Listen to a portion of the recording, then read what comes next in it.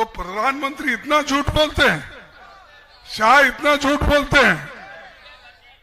अगर मैं कहूं पार्लियामेंट में, अगर मैं कहूं अगर भाषण में, तो मेरे को क्यों आप गालियां देते हैं? तुम खुद झूठे हो, झूठों के सरदार हो।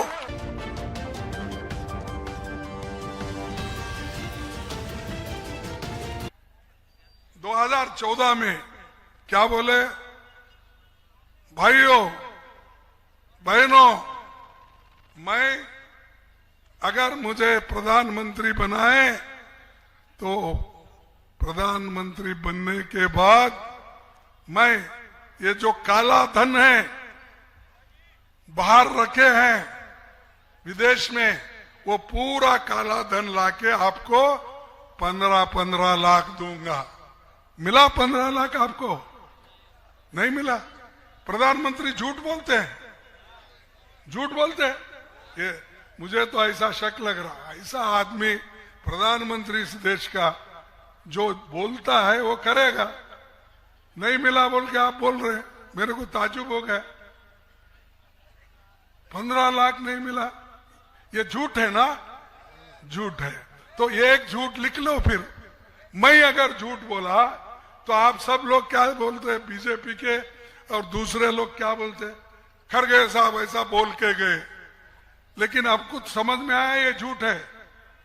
दूसरी बात बोले उन्होंने दूसरे इलेक्शन में, भाइयों और बहनों, माताओं, आपके बच्चों को, युवाओं को मैं हर साल 2-2 करोड़ नौकरियां दूंगा। कितना? 2 करोड़। मिला 2 करोड़? ये क्या है भाई? आप लोग कुछ ना कुछ आप में कमियां है। प्रधानमंत्री खुद बोल रहा है मैं 2-2 करोड़ दूंगा, वो कैसा झूठ बोल सकते? झूठ बोले बोले, ये दूसरा झूठ हो गया। और वो बोले कि किसानों की आमदनी मैं बढ़ाऊंगा और दुप्पट आमदनी करूंगा। किए दुप्पट आमदनी? नहीं। अरे मैं जो पूछ रहा हूं उसको सब नहीं बोल रहे।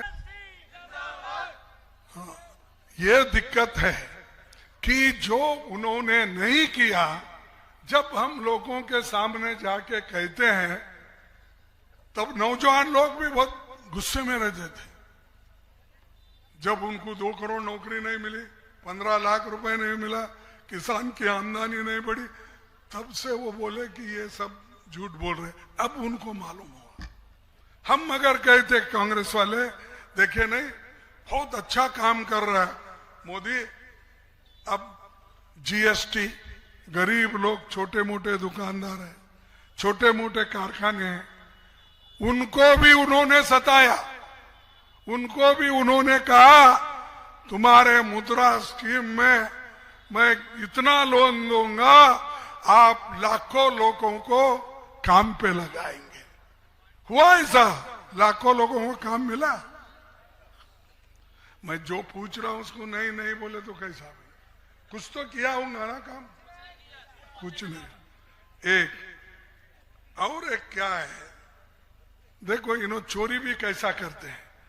अगर डाका डालते हैं, चोरी करते हैं, बड़ा करते हैं। आपकी सरकार आई 2018 में, 2018 में आपकी सरकार आई तो इन्होंने हमारे एमएलएस को उठा लेके उनको रिश्वत दिला के उन्होंने यहाँ की सरकार तोड़ी।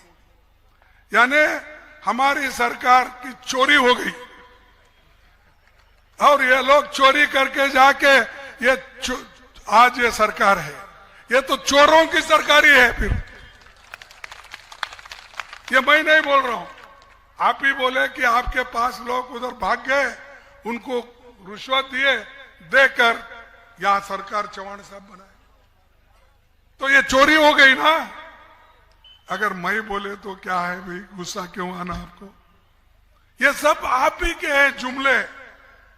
जब शाह साहब को पूछे क्या ऐसा आपने बोला था 15 का 2 करोड़ का आमदनी, अरे वो सब चुनावी जुमले थे बोले, ये सब चुनावी जुमले चलता। तो अब कुछ वो कहेंगे मध्य प्रदेश में, समझो वो भी चुनावी जुमले ही है, दूसरा नहीं। जो आदमी अपनी बात को नहीं रख सकता, समझ नहीं सकता मैं क्या बोल रहा हूं, क्या करना है, तो वो जुमले ही है। हम कभी झूठ नहीं, मैं खुद 20 साल स्टेट में मिनिस्टर था, केंद्र में मैं 5 साल था, 10 साल मैं अपोजिशन लीडर था, फिर यहां पर 7 साल दिल्ली में अपोजिशन लीडर। तो मैं कभी झूठ नहीं बोलता था, जो होता वो यस, जो नहीं होता हम बोलते थे भाई अपने पास पैसे नहीं है, लोगों को झूठ नहीं बोलना चाहिए, उनको जितना होता है उतना करके। और ये हमको सिखा रहे हैं। और एमएलए को लालच दिखाकर लेके गए, ये चोरी का सरकार बनाए। एक ही जगह नहीं, कर्नाटक में चोरी हो गई हमारी गवर्नमेंट, महाराष्ट्र में हो गई, मणिपुर में हो गई, गोवा में हो गई, उत्तराखंड में हो गई, वह हर जगह डाका डाले। बाकी के लोग छोटी मोटी चोरी करते, ये तो बीजेपी के लोग बड़ा बड़ा डाका डालते हैं सरकार बदलने का। तो भाइयों, मैं इसीलिए जो लोग धर्म का नाम लेकर वो ठेकेदार बनकर वोट मांगते हैं, उन पर विश्वास मत करो। हम सब मिलके अगर काम करेंगे तभी देश आगे बढ़ता है। सिर्फ धर्म का ठेका लेकर अगर कोई कुछ बोलता है तो उससे कुछ होने वाला नहीं।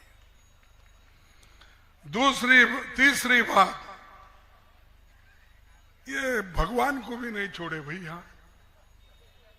महाकाल कॉरिडोर, वहां पर मुझे रिपोर्ट आया 800 करोड़ की ये बजट थी, यहां पर भी मूर्तियां टूटकर बह गई ऐसा सुना। सच है? हा? सच है। और आखिरी में 11 गारंटीज हमने घोषित किया है कांग्रेस पार्टी की तरफ से। महिलाओं को 1,500 रुपए प्रति माह, 1,500 रुपए प्रति माह, 500 रुपए में गैस सिलेंडर, 100 यूनिट बिजली, 100 यूनिट बिजली बिल माफ, 200 यूनिट का हाफ। अगर 100 के ऊपर 200 तक हुआ तो उसको आधा बिल, सिर्फ 100 हुआ तो पूरा माफ। तीसरा, किसानों का कर्ज माफ, पहले तो जो किए अभी भी करें। कर्मचारियों के लिए आए पुरानी पेंशन, किसानों का 5 हॉर्स पावर बिजली बिल माफ, सिंचाई के पुराने बिल भी माफ, 27% ओबीसी आरक्षण का भी लाभ मिलेगा।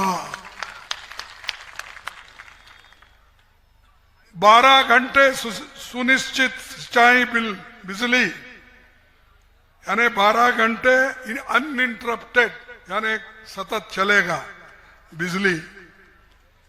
और जातिगत जनगणना का भी लाभ, ओबीसी बैकवर्ड क्लासेस के लिए, सभी कम्युनिटी के लिए जो सेंसस करेंगे जाति गणना, उसका लाभ सबको होगा।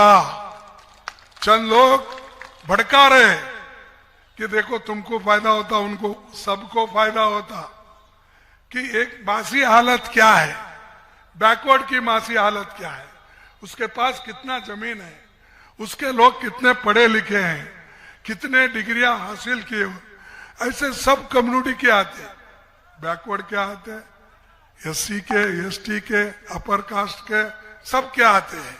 तो इसको मोदी जी क्यों इसको विरोध कर रहे हैं मुझे मालूम नहीं। वो विरोध करते रहेंगे।